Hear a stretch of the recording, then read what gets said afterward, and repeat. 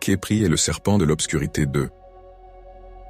Depuis cette première rencontre terrifiante avec le serpent, Khépri n'avait jamais vraiment retrouvé la paix. Chaque nuit, il rêvait de ses yeux verts perçants et de l'aura obscure qui émanait de lui. Ce serpent, il le savait, portait en lui des secrets anciens et interdits, des mystères qui attiraient Khépri autant qu'ils l'effrayaient.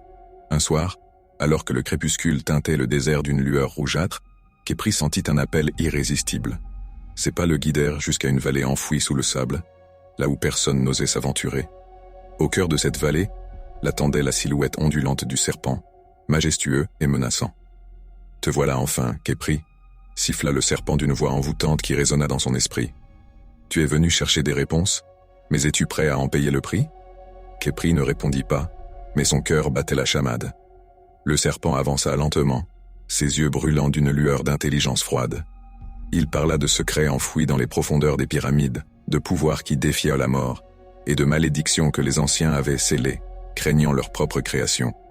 Soudain, Khépri fut envahi par une vision. Un pharaon ancien, entouré de prêtres en transe, invoquait le serpent pour dominer l'obscurité. Khépri réalisa alors que ce serpent était bien plus qu'un simple animal. Il était un messager des dieux, un gardien des forces les plus sombres du monde. Mais la vision s'évanouit brutalement, et Khépri se retrouva seul avec le serpent, le souffle coupé. « Tu as vu ce que tu voulais, Khépri. Mais rappelle-toi, toute connaissance a un prix, et toute lumière attire l'obscurité. » À cet instant, Khépri comprit que son destin était lié au serpent pour l'éternité, et qu'il ne pourrait jamais échapper à l'emprise de cette obscurité. Tandis que le serpent disparaissait dans les ombres, Khépri resta là, marqué à jamais, sachant qu'il venait de franchir un seuil dont il ne reviendrait jamais.